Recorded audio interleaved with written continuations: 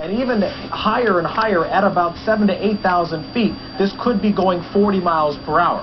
Now that's a quick move, but there's no threat of it hitting anything at 7,000 or 8,000 feet. There's a threat of a little bit of a lack of oxygen, but still, if you're talking a normal sea level pressure at 13,000 feet, that child has plenty of oxygen at this point.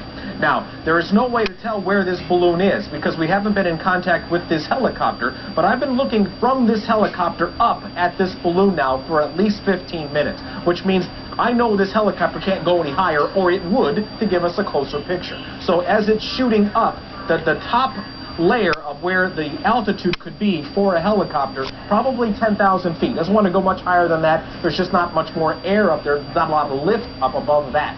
So this thing is pointing up at this balloon at this point in time. Not a hot air balloon, Rick. This isn't going to cool off and go to the ground like a regular hot air balloon would if you shut off the propane. This is not going to do anything except continue to float like that Mylar balloon that you're talking about, the Everglades Mylar balloons. Right. Those big balloons, they keep going. Enough lift, obviously, to lift off a 6-year-old, whatever his weight is, 50, 60, 65 pounds, somewhere in there. And then this thing continues to rise.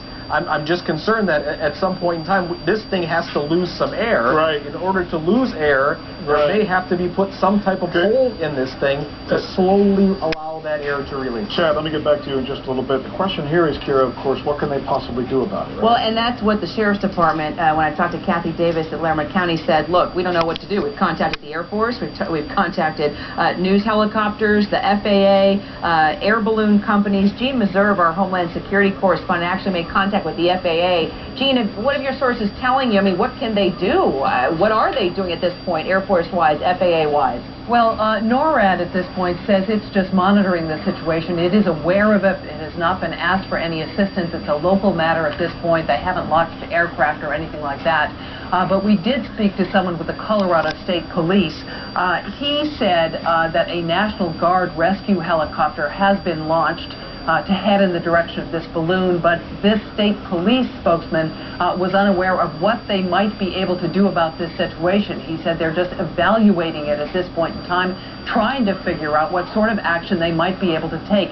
The best case scenario, he said, was what